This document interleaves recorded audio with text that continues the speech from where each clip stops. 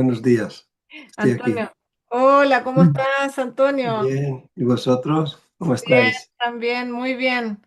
Muchas gracias por estar con nosotros y compartir esta jornada. Yo sé que tú estás muy ocupado, nos costó coordinar, pero lo logramos.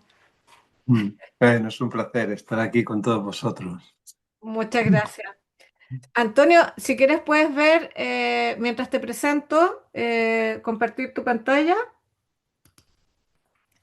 Ah, Bueno, les cuento a todos y todas que el doctor Antonio Velarde es veterinario especializado en bienestar animal, ética y derecho y doctor de la Universidad Autónoma de Barcelona. Él es jefe del programa Bienestar Animal del IRTA desde el 2002. Su trayectoria investigadora se centra en el bienestar durante el sacrificio y en aves, comenzando en 1996. Ha validado indicadores de bienestar animal a través del proyecto Welfare Quality, del cual se ha desarrollado el esquema de certificación Welfare. Coordina el Centro de Referencia Europeo de Bienestar de Aves y que proporciona apoyo científico y técnico a la Comisión Europea y sus Estados miembros. Es miembro del panel de salud y miembro animal de EFSA y es miembro del panel de salud y bienestar animal de EFSA y participa activamente en la plataforma de la Unidad Europea sobre Bienestar Animal. Su experiencia incluye más de 60 proyectos de I+D+I, la publicación de más de 222 artículos científicos y la coedición de 3 libros sobre bienestar animal. Además, Antonio también es coautor del primer artículo sobre One Welfare y ha contribuido en obras relacionadas con este enfoque. Muchas gracias, Antonio, y te dejo con la presentación. ¿Estás muteado?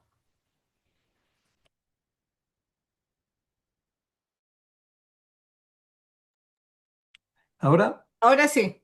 escuché. ¿Se ve bien la presentación? Sí, perfecto. Ah, Muchas gracias, Paula, por la invitación y, bueno, y a todos vosotros por estar ahí. Y Paula me pidió que hablara sobre eutanasia en granja, ¿no? Que estuvimos hablando sobre el concepto, si era sacrificio o era eutanasia. Al final le propuse utilizar la palabra eutanasia, ¿no? Porque aquí bueno, en la Unión Europea tenemos una legislación, el reglamento ese que os pongo, 10.099/2009, y en ella utiliza diferentes conceptos. Y de hecho, el concepto de eutanasia no está. Lo que habla es de sacrificio. Sacrificio sería, bueno, la matanza, ¿no? Matar al animal para el consumo, ¿no? Puede ser consumo humano o consumo animal, pero sacrificios estaría más relacionado al desangrado para luego obtener alimento para ser consumido, ¿no? Que es lo que sería en los mataderos. Y luego la palabra matanza se utiliza para el término general, ¿no? De quitar la vida a los animales, y lo que se regula este reglamento es la matanza para que sea de la forma que no provoquen dolor ni estrés en los animales. De hecho, el reglamento europeo habla que lo que pasa que el término matanza muchas veces no suena bien, que en inglés es killing, y muchas veces se utiliza el concepto de eutanasia, ¿no? Y era el que hemos decidido al final poner, pero el concepto de eutanasia muchas veces también tiene el concepto que queda restringido para las prácticas veterinarias, ¿no? Más que las prácticas generales. Y de hecho, la matanza en granja, la eutanasia no solo puede ser realizada por veterinarios, sino que también puede ser personal que esté entrenado y formado. Por tanto, en el reglamento se hablan de dos situaciones donde se necesita matar un animal en la granja o eutanasiarlo. Uno de ellos es lo que llama matanza de emergencia, que sería cuando hay animales que están heridos o afectados por una enfermedad que conlleva un intenso dolor o sufrimiento, ¿no? Y la única forma de aliviarles ese dolor es mediante su eutanasia.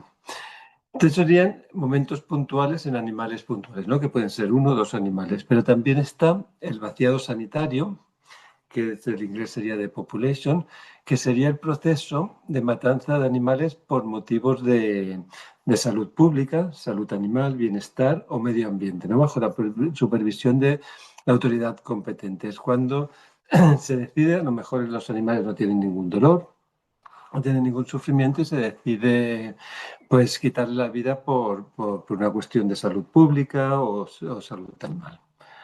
Por lo tanto, fijaros que el término amplio, ¿no? El término general de quitar la vida a un animal se denomina matanza y puede ser dos tipos, ¿no? Lo que habíamos dicho, el matado, el vaciado sanitario, que sería una parte puede ser para control de enfermedades, pero también puede ser por cuestiones de contingencia, ¿no? Porque haya habido una riada, haya habido un terremoto y queden animales que no puedan tener acceso a la alimentación o al agua, o haya riadas.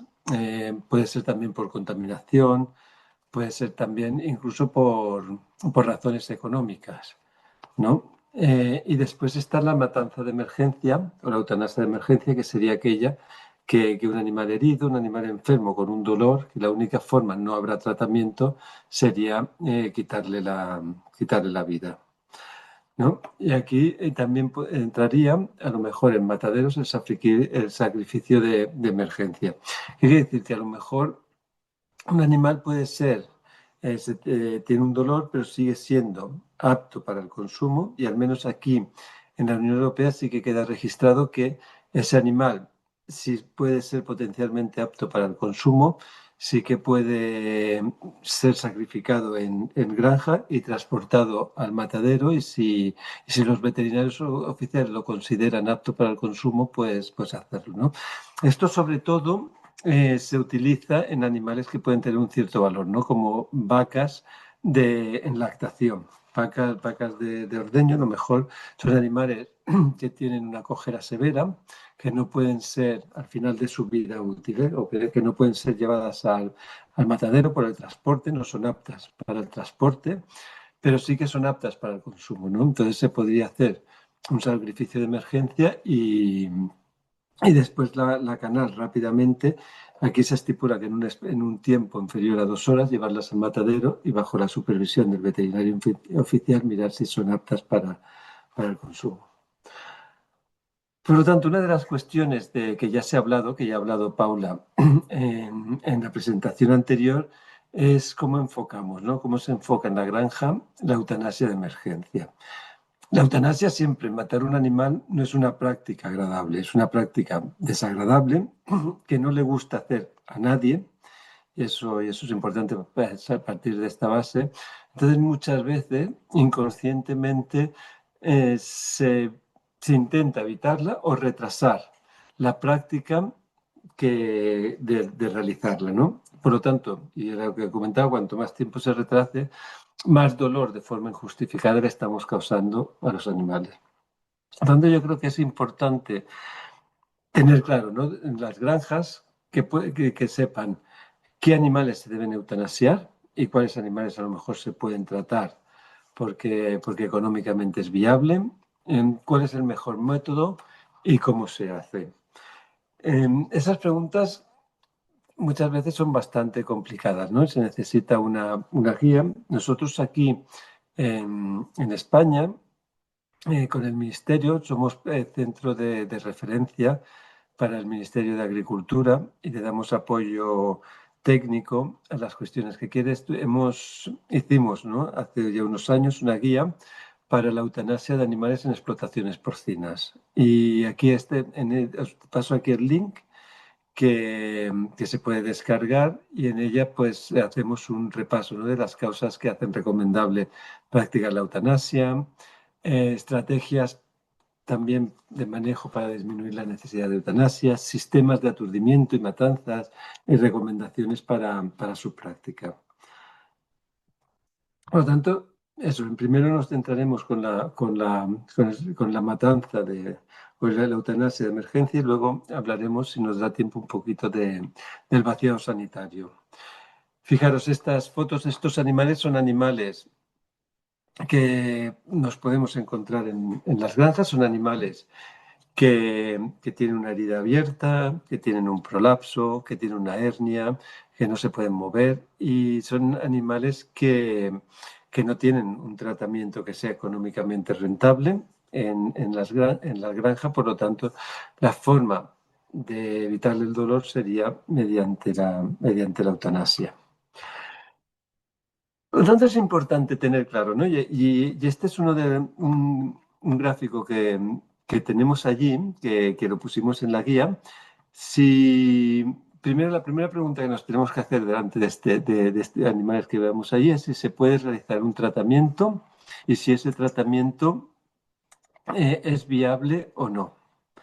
Si vemos que no, que sí es viable, pues lo tratamos. Si vemos que no es viable, la segunda pregunta que nos podríamos hacer es si ese animal es apto para el consumo, ¿no? Siempre y cuando se pueda realizar el sacrificio, ¿no? Si hay en países que no se puede realizar el sacrificio y después llevarlo al matadero, pues entonces ya se descartaría, ¿no? Si es apto para el consumo, si es apto para el consumo, sí puede ser transportado y enviado al matadero, pero si no es apto para el transporte, se tiene que sacrificar en explotación. Por otro lado, si no es apto para el consumo, pues iría directamente a la eutanasia. ¿Qué métodos tenemos para eutanasiar en granja? Fijaros, tenemos métodos mecánicos, tenemos métodos eléctricos también, y luego también tenemos gases y también tenemos la inyección letal que debería ser el veterinario, ¿no?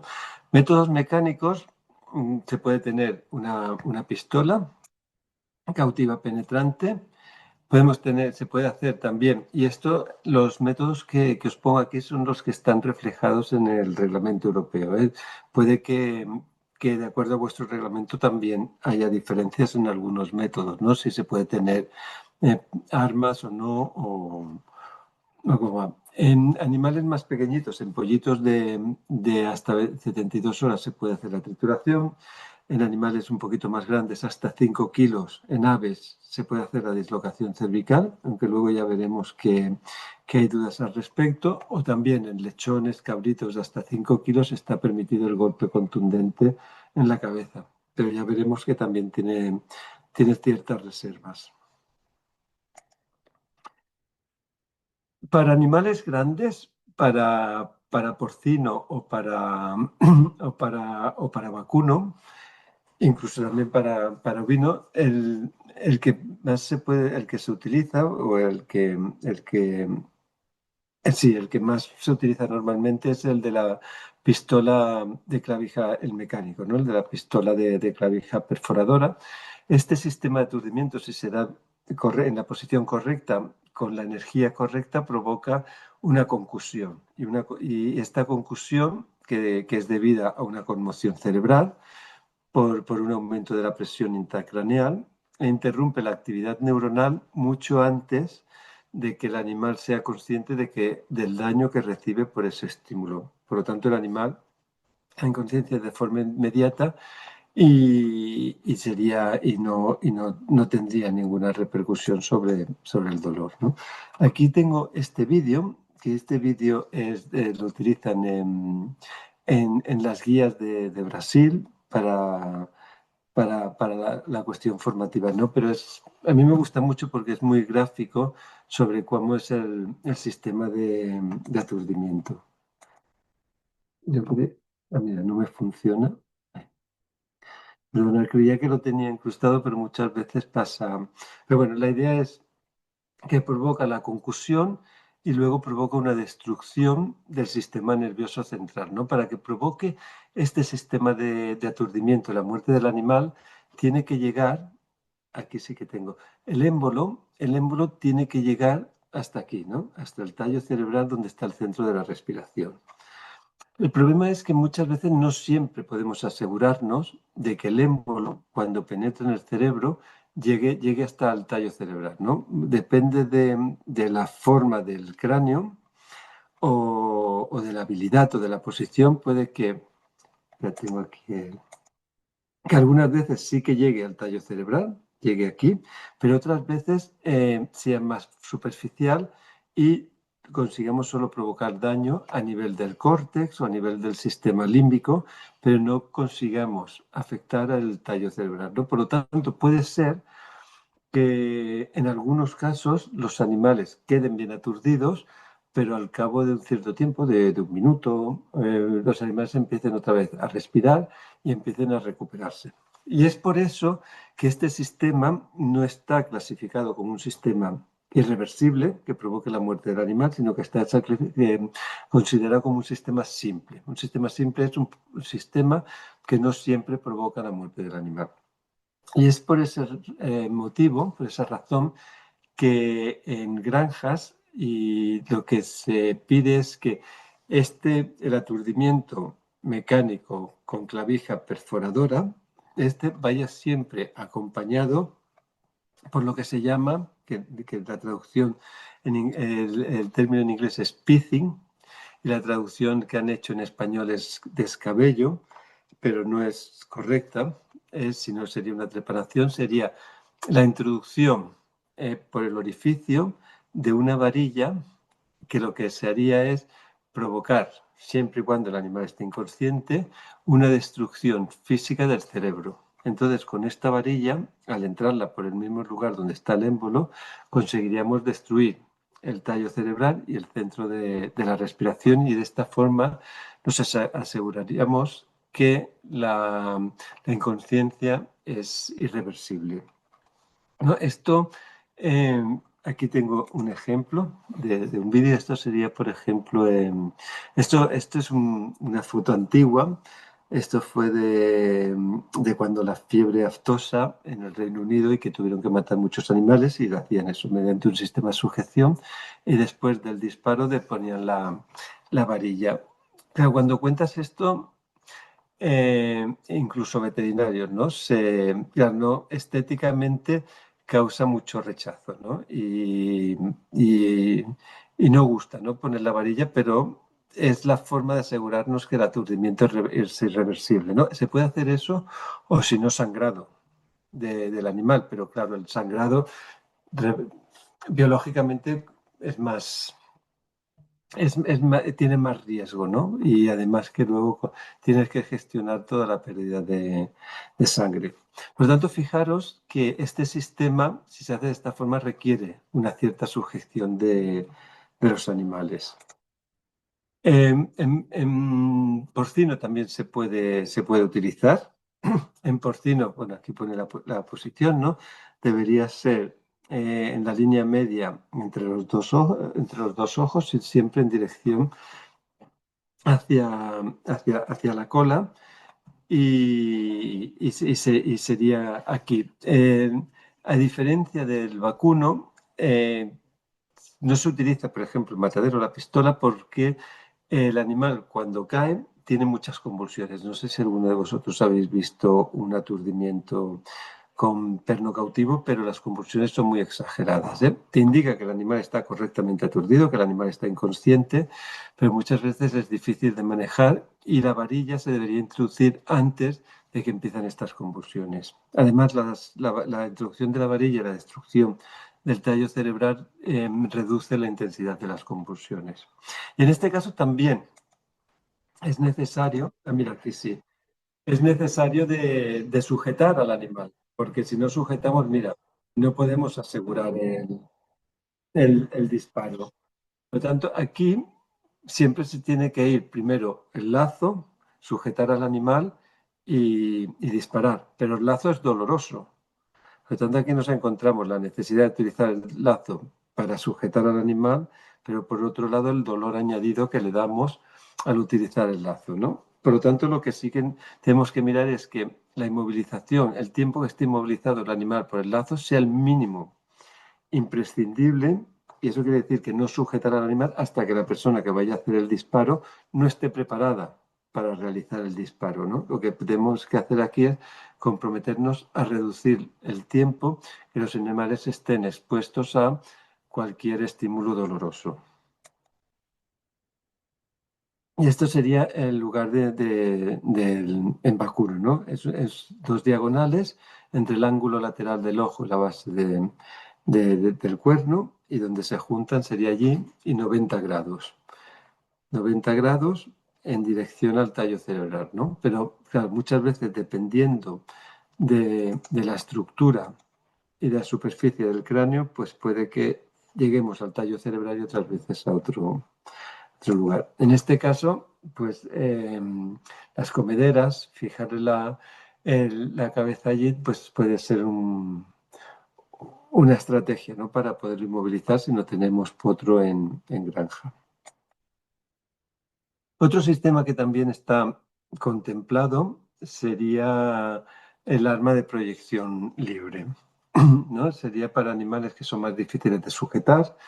Sería recomendable, ¿eh? Si tenemos una bala cautiva penetrante sería mejor, pero si no, animales que a lo mejor son más difíciles de sujetar o están menos expuestos a las personas o están al aire libre, pues se podrían utilizar pistolas, escopetas o rifles, dependiendo de la distancia en la que nos podemos aproximar.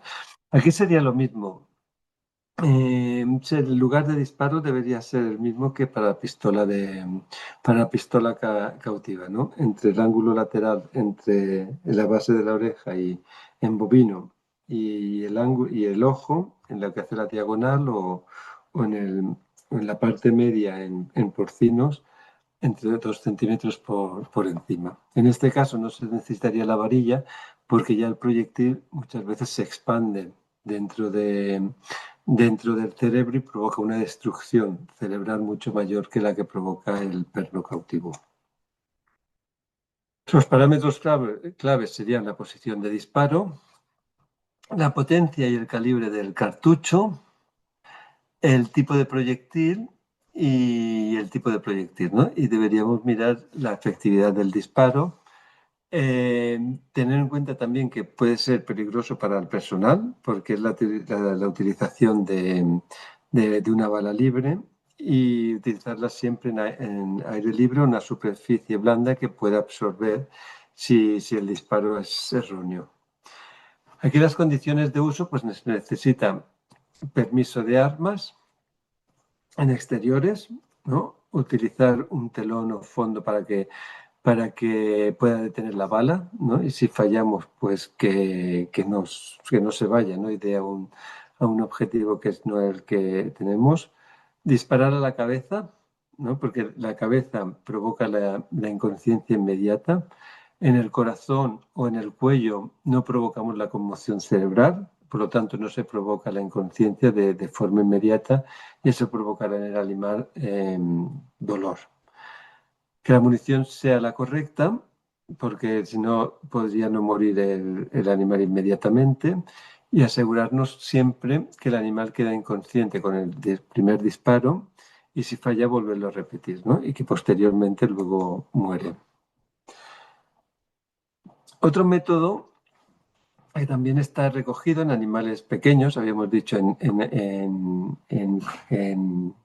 cochinillos, corderos, cabritos, conejos, liebres de menos de 5 kilos, sería el golpe contundente en la cabeza. Es que está reflejado, pero veis que es un sistema manual que implica el operario, y también puede verse afectado por el cansancio del operario, que entonces falle la efectividad. Y entonces lo que se recomienda es que sea un número limitado de animales. Lo que se dice es que como máximo fueran 70 animales por persona día. Hay varias guías o varias recomendaciones, ¿no?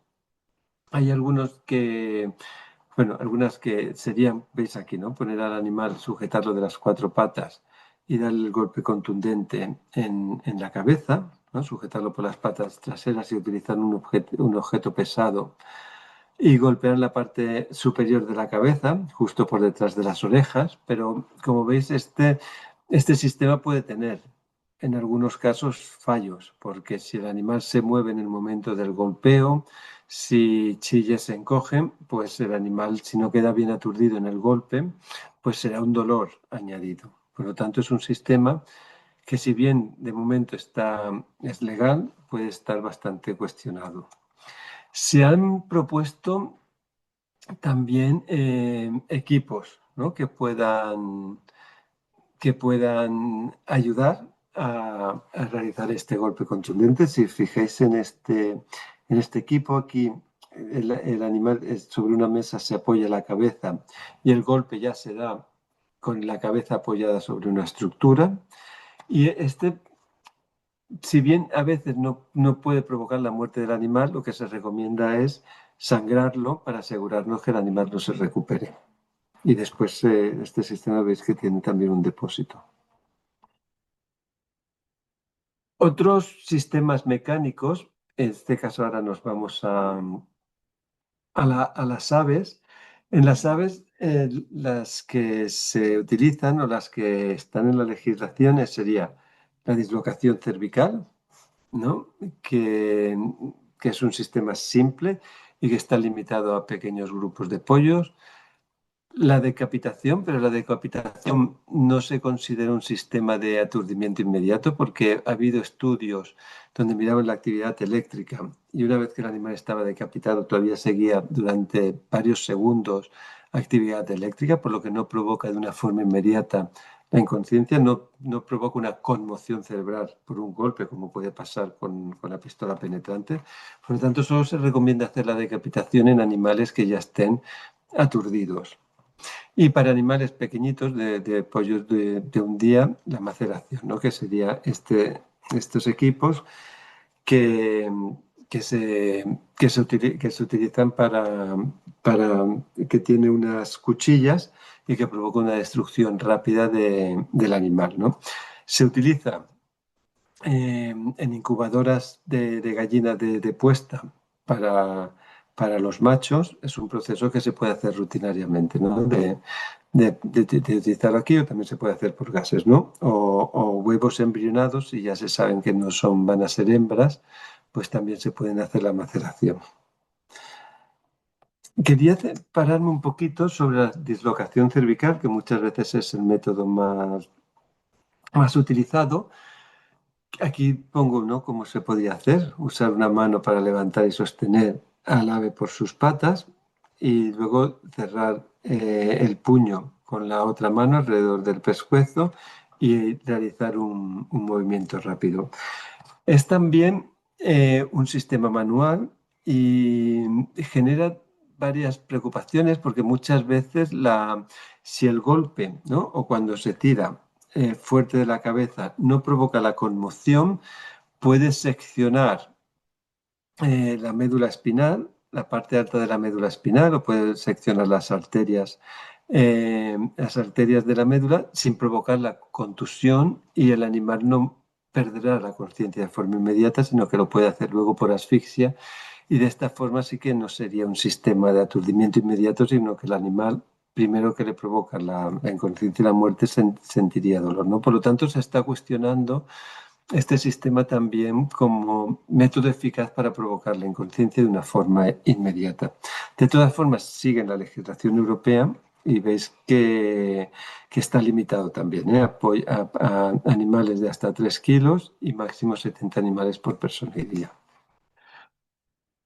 Otros métodos que se pueden utilizar sería el método eléctrico. El método eléctrico sería limitado a la cabeza-corazón, o también en aves el baño eléctrico, que provoca fibrilación cardíaca. Pero nos vamos a centrar en el primero, el que se puede utilizar para ovinos o porcinos.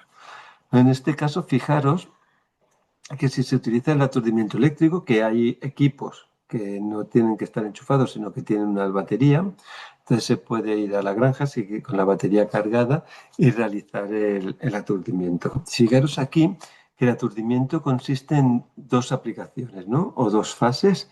Una primera, donde se ponen las pinzas. Veis una pinza que tiene dos electrodos. Se aplican las pinzas entre la base de la oreja y el ángulo lateral del ojo. Aquí, entre medio de los dos electrodos, estos dos electrodos ciñen el cerebro. Por lo tanto, la corriente, cuando se cierre el circuito, la corriente pasará por el cerebro. Cuando la corriente pasa por el cerebro con una intensidad suficiente, provoca una despolarización del sistema nervioso central, ¿no? Provocaría una sobreestimulación del sistema nervioso central y sería parecido a, a pacientes cuando tienen un ataque epiléptico, ¿no? Lo que se dice que la inconsciencia por aturdimiento eléctrico es parecido a un ataque epiléptico y en ese caso la persona que lo sufre queda inconsciente de forma inmediata y lo mismo pasa con el eléctrico, ¿eh? Pero sería por una sobreestimulación del sistema nervioso central. Y para ello necesita una intensidad mínima que en este caso sería, que está especificada, es de 1,3 amperios en porcino. Ahora se está debatiendo si para cerdas adultas y berracos, animales de más de 150 kilos, 1,3 amperios es suficiente o se debería subir, ¿no? Esta intensidad. De todas formas, la aplicación del electrodo en el cerebro lo que provoca es un estado inmediato de inconsciencia. No sería lo mismo que con la pistola. El animal pierde la conciencia antes de que pueda ser consciente de que ha recibido una descarga eléctrica. Pero el aturdimiento es reversible, igual que pasa con el estado epiléptico. El aturdimiento es reversible y el animal, si no se hace nada más, recuperaría la conciencia en una cuestión de 30 segundos. Por lo tanto, siempre este sistema debe ir acompañado, una vez que nos aseguramos que el animal está inconsciente, por una segunda descarga eléctrica que se tiene que hacer alrededor o en la zona de proyección del corazón, ambos lados. Con esta segunda descarga eléctrica, veis aquí en este lado, lo que nos aseguramos es que haya fibrilación cardíaca y parada cardíaca. Por lo tanto, el animal, siguiendo inconsciente, morirá por parada cardíaca. Y aquí también sería 1,3 amperios, 50 hercios durante 3 segundos. Y de esta forma conseguimos la eutanasia de los animales. Requiere de un tiempo para que la fibrilación cardíaca provoque la muerte del animal y siempre nos tenemos que asegurar, ¿no? que el cerdo está muerto, mirando que no tenga movimientos espontáneos, no tenga movimientos respiratorios, las pupilas las tenga dilatadas, no haya parpadeo, etc. Es importante que si se utiliza este sistema, que la primera descarga pase por el cerebro, porque si no pasa por el cerebro, lo que provocará en el animal será una parálisis, no debido a la descarga eléctrica, pero el animal será consciente y es una descarga dolorosa. Por lo tanto, no se puede utilizar las pinzas para inmovilizar al animal, sino que tenemos que asegurarnos que esta primera corriente pase por el cerebro con una intensidad de mínimo 1,3 amperios. Por lo tanto, siempre en la cabeza primero y sobre el corazón una vez que el animal tenga signos de inconsciencia, porque si provocamos la fibrilación cardíaca en un animal consciente también es un proceso doloroso. En este caso, si provocamos la fibrilación cardíaca no sería necesario desangrar al animal. Hemos estado mirando los métodos, el método mecánico, la pistola, el rifle, la dislocación cervical, la maceración. Hemos estado mirando el eléctrico y el tercer grupo tercer método serían los métodos de gases, ¿no? Que puede ser el dióxido de carbono o gases anóxicos o gases de monóxido, ¿no? Estos serían los gases que están recogidos en nuestra legislación, la legislación de la Unión Europea.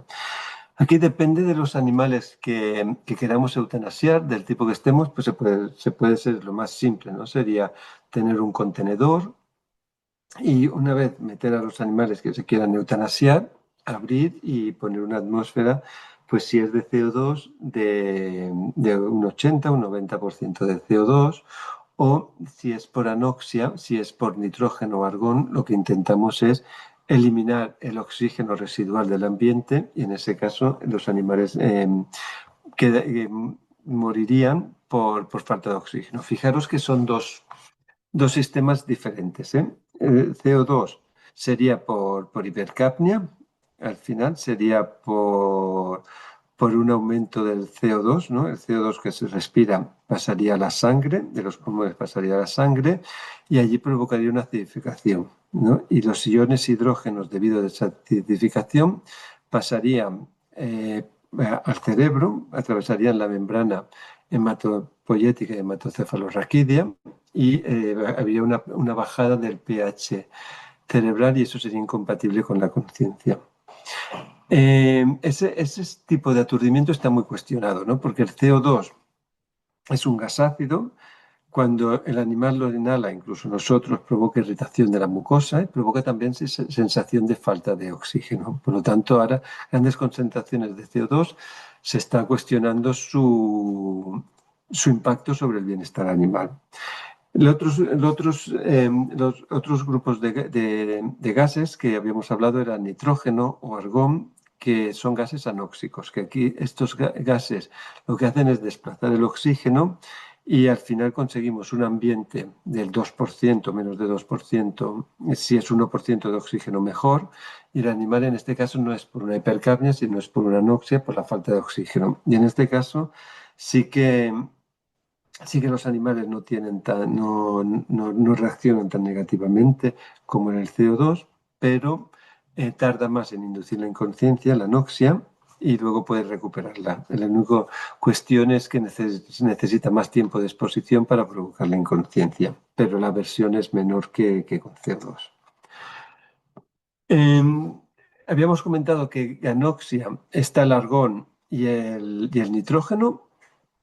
El argón se puede utilizar igual que el CO2, pesa más que el aire y se puede acumular perfectamente en un sistema abierto, pero el nitrógeno es más ligero que el aire y entonces no se podría evaporar, ¿no? Otros sistemas que recientemente se ha probado en la Unión Europea es el aturdimiento con espuma, pero espuma de burbujas altas, ¿eh? No sería la espuma densa, como la que veis aquí que la de los bomberos, porque esa sí que provoca obstrucción de las vías respiratorias y el animal muere por asfixia, sino que la espuma que se utiliza son espumas con burbujas muy grandes. Esas burbujas, en vez de contener aire, lo que contienen es nitrógeno.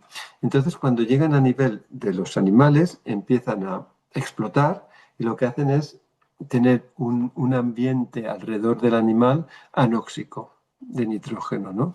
Y entonces eso sí que provoca la inconsciencia por anoxia. Y es un estudio que, bueno, es un sistema que actualmente se está utilizando y la ventaja que tiene con respecto al gas es, luego lo veremos si se utiliza en granjas. Si utilizamos gas, tenemos que poner un contenedor y aquí sí que se podría utilizar en el corral directamente, distribuyendo la espuma por encima de la altura de los animales y entonces eso ya crearía el ambiente. También se ha trabajado con algunos contenedores que servirían también para generar esa espuma si la idea no es hacer un vaciado sanitario, sino si se tienen 2 o 3 lechones, está validado para lechones y para aves. Aquí fijaros, esto sería un vídeo de eso. Otro método de eutanasia en granja sería la inyección letal, ¿no? Este sería pentobarbital, sería el principal agente que se puede utilizar. Esto, ¿no? Y lo que provoca es la pérdida de conciencia y sensibilidad seguida de la muerte, ¿no? Y eso es inducida por la inyección de medicamentos. Prácticamente todos los anestésicos y tranquilizantes pueden producir la muerte siempre que la dosis sea la adecuada, ¿no? Y estos fármacos poseen la ventaja de producir inconsciencia total previa a una parada cardiopulmonar y la eliminación de la actividad eléctrica cerebral. Os habíamos comentado el que se utiliza principalmente los barbitúricos. Si se utiliza 3 veces la dosis anestésica, provoca depresión del sistema nervioso central. Una vez que el animal pierde la conciencia, de expresión del sistema respiratorio, apnea y parada cardíaca y muerte, ¿no? Y es una eutanasia tranquila. Otro fármaco que también se ha ido utilizando es el T61, ¿no? Que se llama, que el T61 es un cóctel de 3 agentes. Por un lado tiene embutramida, que es un agente hipnótico que provoca la depresión del sistema nervioso central y del centro de respiración. Tiene también mebezonium, que es un agente curariforme, que lo que provoca es el parálisis del centro respiratorio y bloqueo neuromuscular. Y también tiene tetracaína, que es un anestésico local, ¿no? Que reduce el dolor relacionado con la inyección. No obstante, este fármaco ha sido también muy cuestionado porque si se inyecta por casualidad fuera de vena o es muy rápido, causa dolor en los animales. Y muchas veces también se ha visto que el agente curariforme puede actuar antes que el agente hipnótico.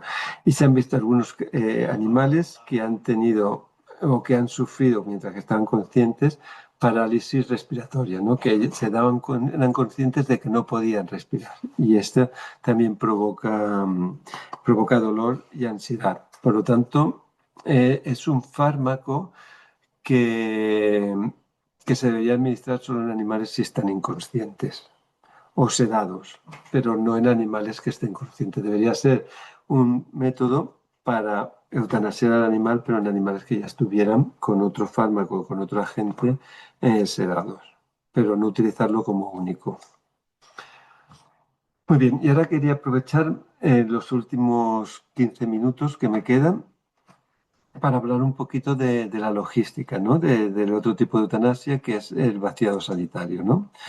El vaciado sanitario, claro, es importante, ¿no? Y aquí estamos hablando del bienestar animal y que se tiene que siempre supervisar, ¿no? Y se tiene que hacer un sacrificio, una eutanasia o una matanza que cumpla con el bienestar de los animales, que sea con el manejo y la muerte rápida, pero cuando hay un vaciado sanitario también hay otros aspectos claves que juegan un papel importante, ¿no?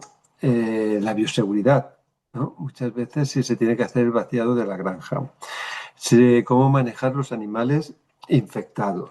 Pero también es importante los aspectos sociales, como había hablado Paula en su presentación anterior. Tenemos que tener en cuenta qué opina la opinión pública, ¿no? O qué de importante es el caso o cómo se está tratando, ¿no? O el seguimiento del ganadero.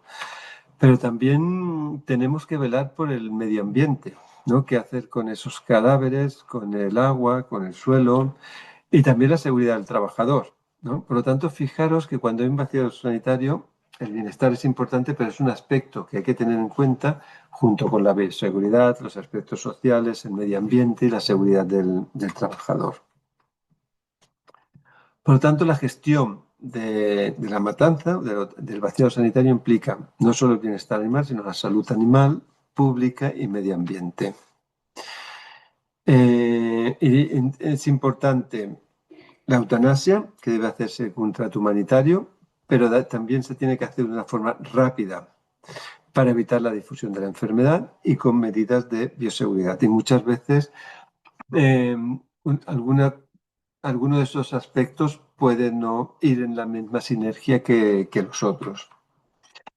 Para ello, y para intentar evitar el máximo posible cualquier daño colateral, es importante siempre hacer una buena prevención, intentar que eso no ocurra o intentar evitarlo. Una rápida detección para que los animales que estén afectados sean los mínimos posibles, una respuesta rápida y después valorar todo cómo ha ido para hacer una revisión en el momento de la recuperación y no cometer, si se vuelve a hacer, los mismos fallos que al principio. La planificación es importante, ¿no? Saber, y si eso lo tenemos de antemano, que si tenemos que hacer un vaciado sanitario, dependiendo de los animales, cómo será el transporte, qué tipo de alojamiento, qué sistemas de aturdimiento tenemos, dónde los tenemos disponibles, porque si tenemos que buscar sistemas de matanza cuando tenemos el caso, ya vamos tarde. Tenemos que tener los equipos y dónde los vamos a hacer, una previsión de los cadáveres y de los otros restos. ¿Qué vamos a hacer para minimizar el manejo, ¿no? Porque si es un proceso infeccioso, eso puede tener consecuencias.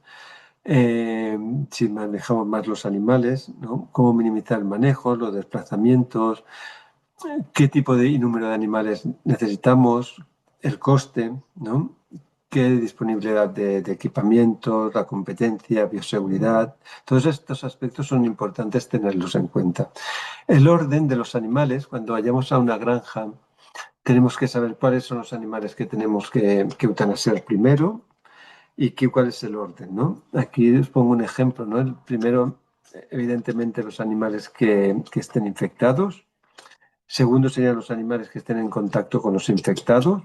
Y luego, desde el punto de vista del bienestar, pues las hembras que estén a punto de parir, los animales más jóvenes, las hembras recién paridas, animales jóvenes y hembras en lactación.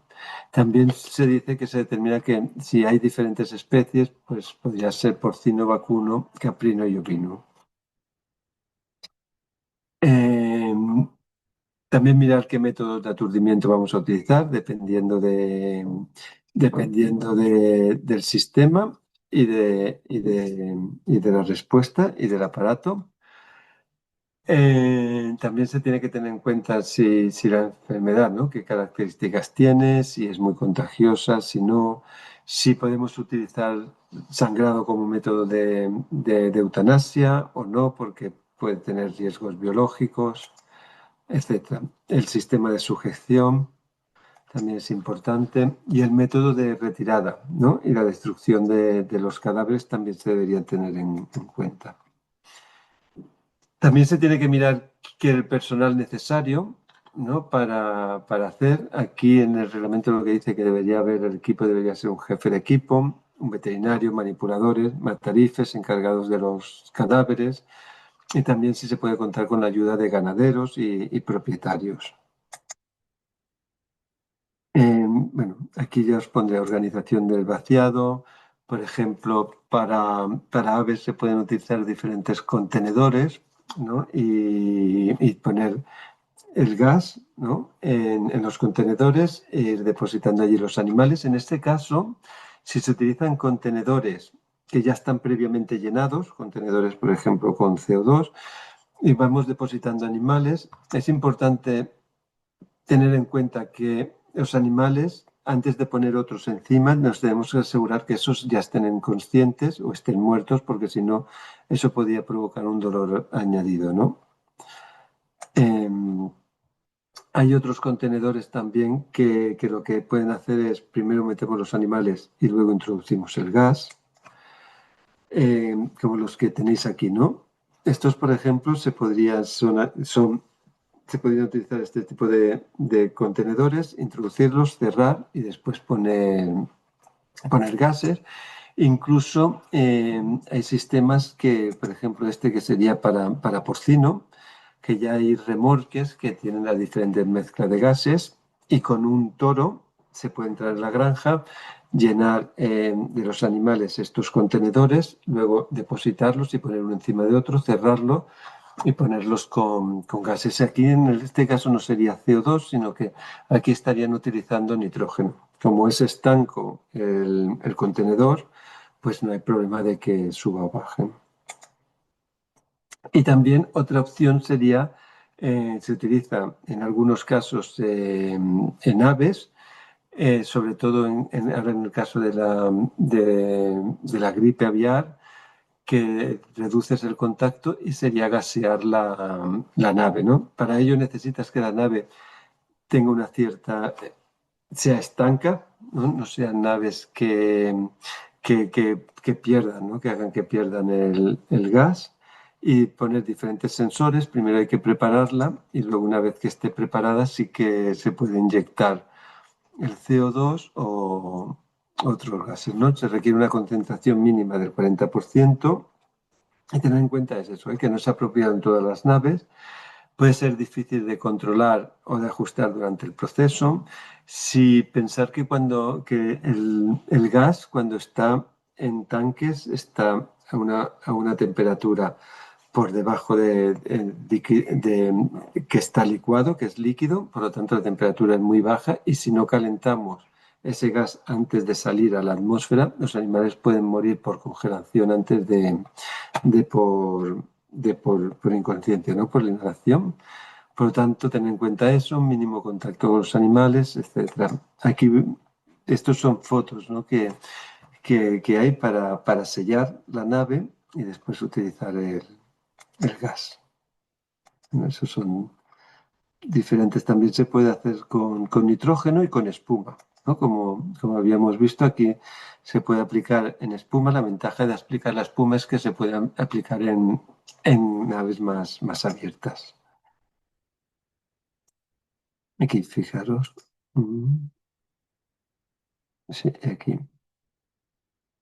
Bueno, eso es lo que quería explicar. También os quería dar bibliografía. Por ejemplo, nosotros en el centro de referencia, como bien os había comentado Paula, nosotros estamos trabajando en el centro de referencia de aves, ¿no? El centro de referencia europeo de aves es lo que hace es dar apoyo científico y técnico a los Estados miembros y también a la Comisión Europea para implementar la legislación. Está el de aves, pero también hay otro de porcino, hay otro de vacuno y rumiantes y hay otro de peces, ¿no? Nosotros damos apoyo a los Estados miembros, pero el contenido de la web es pública y puede ser, todo el mundo puede tener acceso, ¿no? Y aquí os quería mostrar en lo que hemos estado trabajando sobre vaciado sanitario, ¿no?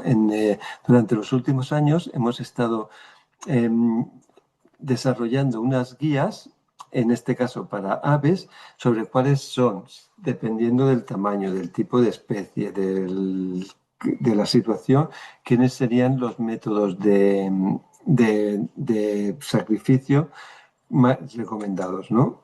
Y aquí miraré ahora intento compartir la página web, porque esto sería, a ver si puedo salir de aquí y os comparto.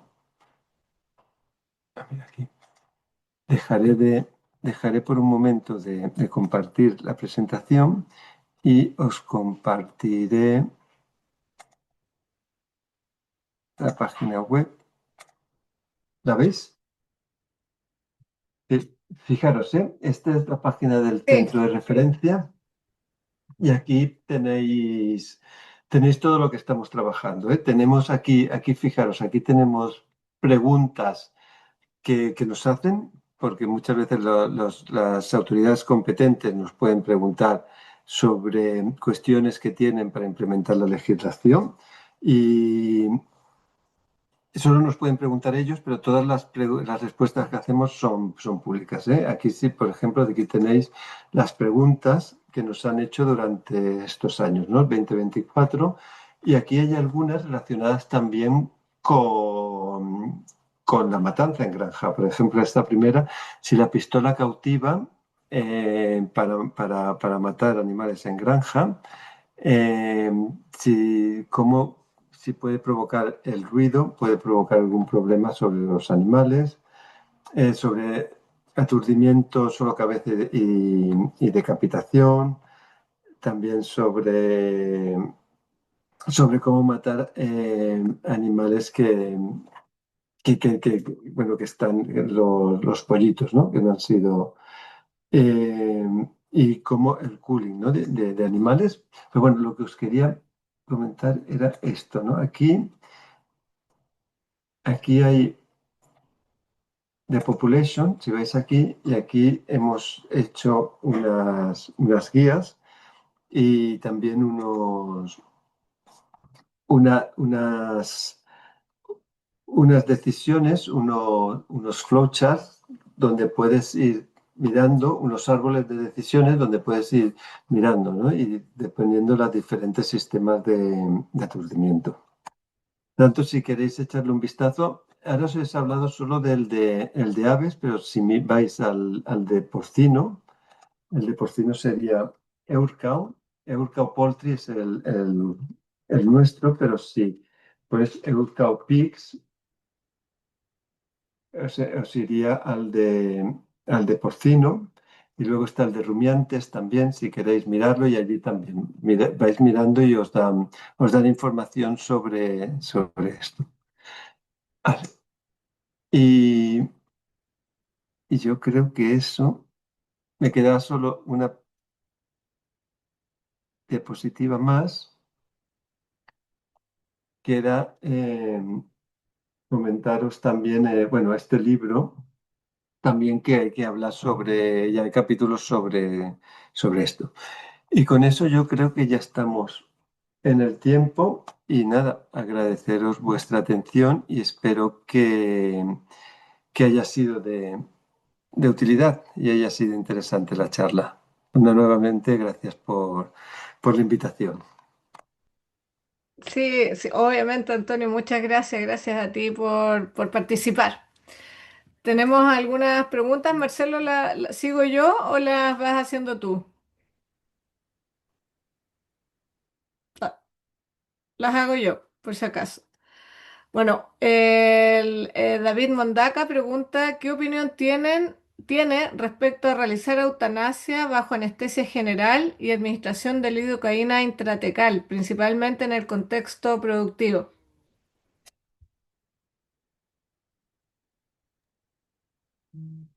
La lidocaína es un anestésico local, ¿no? Si no estoy Sí, muy sí, equivocado. sí. Claro, si tiene anestésica local, pero luego le tienes que provocar la anestesia general y la muerte del animal, ¿no? El Sí. contexto, bueno, yo creo que sería lo mismo.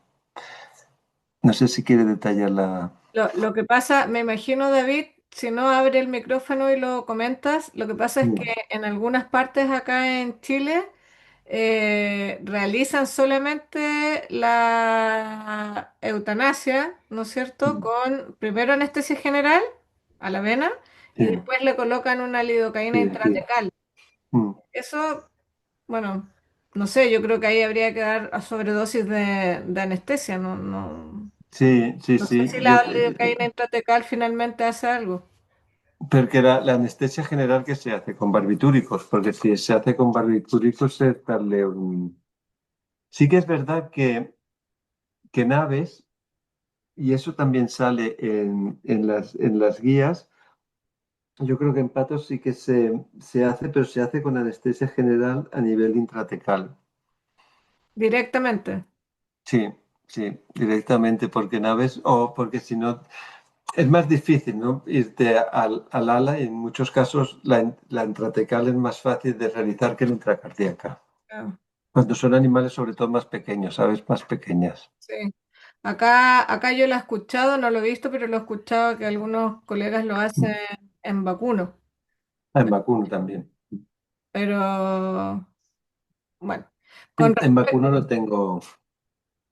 no tienes experiencia. Ah, bueno, pero dice que son protocolos aprobados en asociaciones mundiales. Supongo que si están aprobados ya tienen un contraste, ¿no? Y tienen las evidencias científicas para aprobarlo. Mm. Vale, espérame, déjame ver que ya. Después, la doctora Marcela Valadez dice gracias por la plática, muy interesante. Y pregunta, ¿el sistema de espuma con nitrógeno de alta expansión ya se está utilizando de manera comercial en Europa? Sí, sí que se utilizaba y se utilizaban para... Y se estaba utilizando desde hacía tiempo, sobre todo en aves, porque se consideraba que era legal, ¿no? Porque era legal porque al final la muerte es por gas, ¿no? Pero luego la comisión dijo que no, porque el vehículo donde iba el gas era diferente al contenedor, se tenía que hacer la evaluación y ahora se ha hecho la evaluación científica y se ha aprobado y sí que se está utilizando. Incluso los contenedores para lechones o para para aves también se comercializan. O sea, uno lo puede ir a comprar como a un lugar Sí, específico y te lo venden como productor. sí, sí, sí. Y hay empresas ya que se dedican a eso. Ah, ok. Y también hay para control, para vaciados sanitarios, también la utilización de la espuma para la granja, ¿no? Una cosa es el contenedor y la Sí, otra también es para la granja, pero la granja, claro, las naves tienen que tener una cierta peculiaridad que no deben ser muy abiertas, sino que deben ser cerradas para que controles la fuga de gas. claro. La de espuma. Ah, bueno, del gas que va en la espuma. Sí, sí, perdona, me había confundido. No, sí, no, el gas, sí, no, ya hay también equipos la nave la puedes poner con espuma hasta la altura de los animales. Sí, sí. No sé por qué se me había ido ahora la mente al gas sin espuma, perdón. No te preocupes. Después Laura Salazar, la conoces, ella está haciendo su postdoc Sí, sí, estamos en trabajando juntos, puntos, sí, sí, en Dinamarca. la partnership. Sí. Bueno, dice, gracias por tu presentación, Antonio, estuvo muy interesante. En el contexto de One Welfare, me preguntaba cómo se puede lograr un equilibrio entre el bienestar animal y el bienestar humano al momento de seleccionar un método. Me pareció súper útil el árbol de toma de decisiones que mostraste para definir el tipo de matanza. Y me preguntaba si existe alguna herramienta o enfoque similar específicamente para para la elección del método. También siempre desde la mirada de One Welfare, ¿hasta qué punto crees que deberían considerarse la preferencia personal y la salud mental de las personas que realizan la matanza dentro del proceso de toma de decisiones? Gracias. No, no, es muy importante. Tiene que ser un método en que las personas que lo vayan a realizar se sientan cómodos, ¿no? Que era lo que comentaba, ¿no? Para mí, el método de la pistola cautiva y luego la varilla me parece muy eficaz, pero estéticamente eh,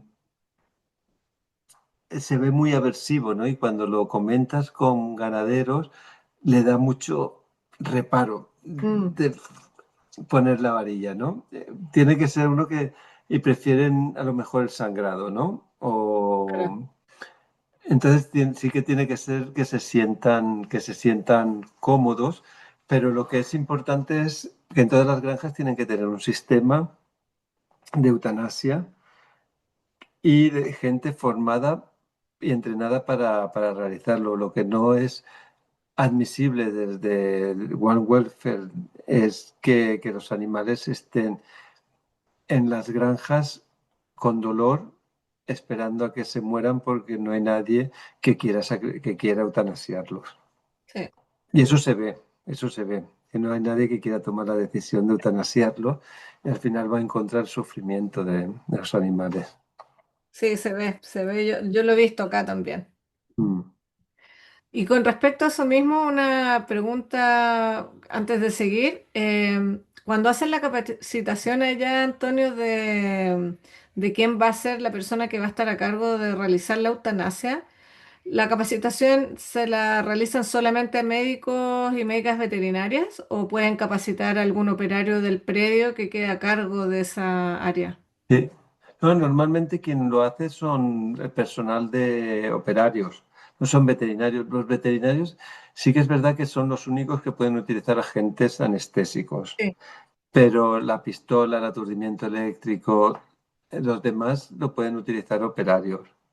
Y deberían ser operarios que también tuvieran la capacidad de poder decidir si ese animal, al final tiene que ser el médico veterinario que diga si ese animal no, pero hay casos que son muy claros que a lo mejor no hay que esperar al veterinario y tomar la decisión de eutanasiarlos antes de que vengan.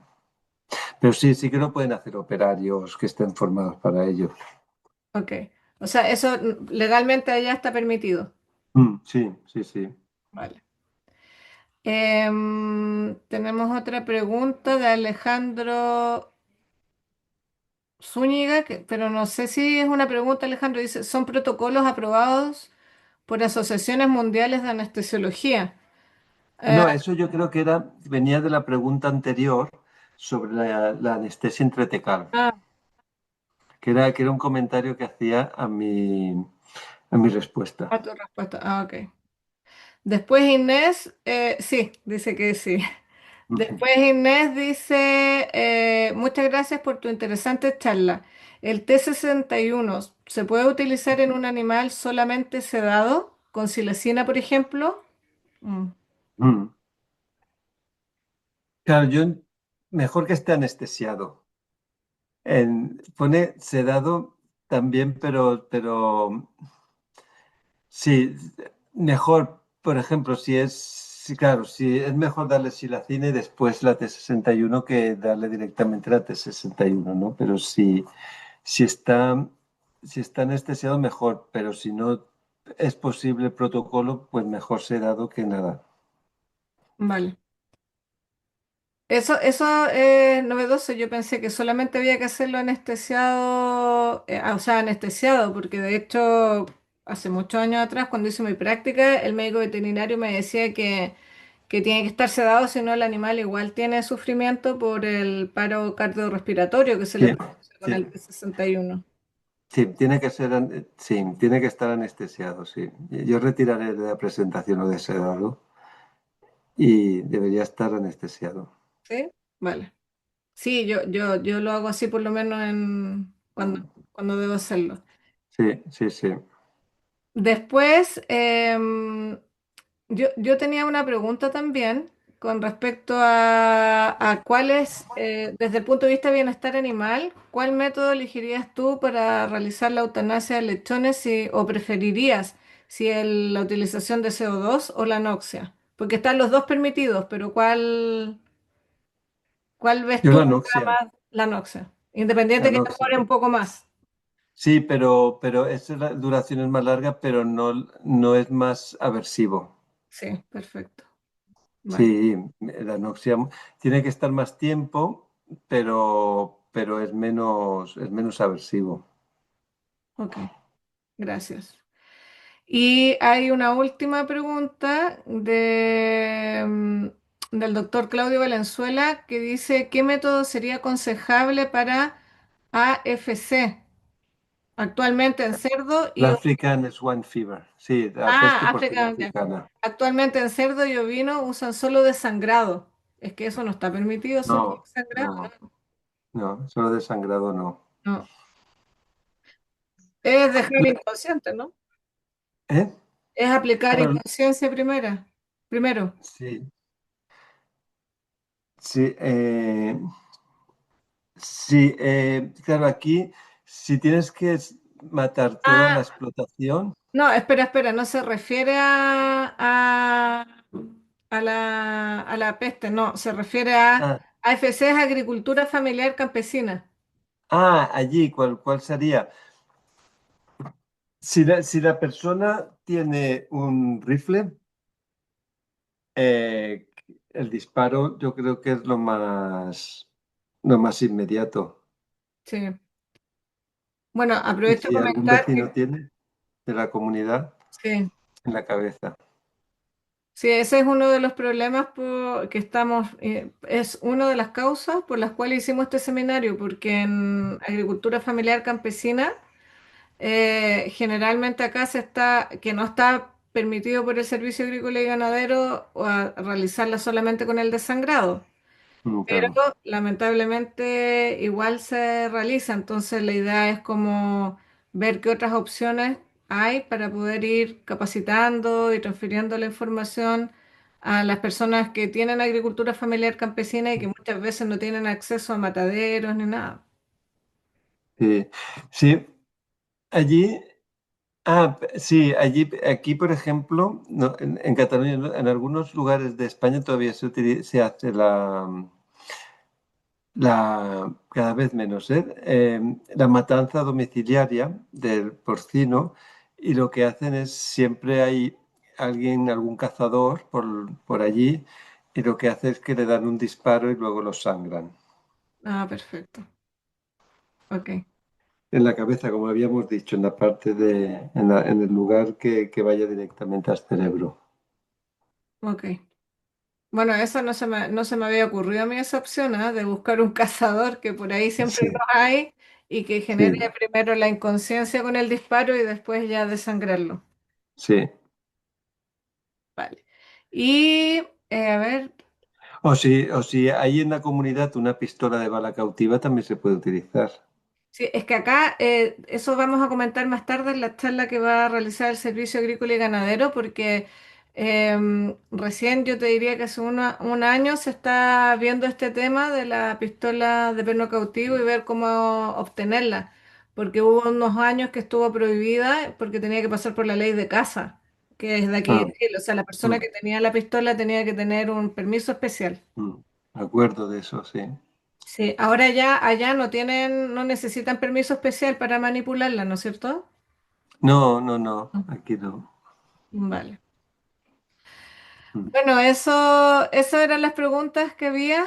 No sé, estamos justos en la hora en realidad. Tú tienes que entrar a otra reunión. Sí, sí, de aquí a 20 minutos. Sí, así que Antonio, te doy las gracias por participar, por colaborar con esta jornada. Fue muy interesante lo que expusiste y nada, estamos en contacto. Muchas gracias por la invitación y que vaya muy bien la conferencia. Muchas gracias. Seguimos en contacto. Sí, cuídate. Igualmente. Chao, chao.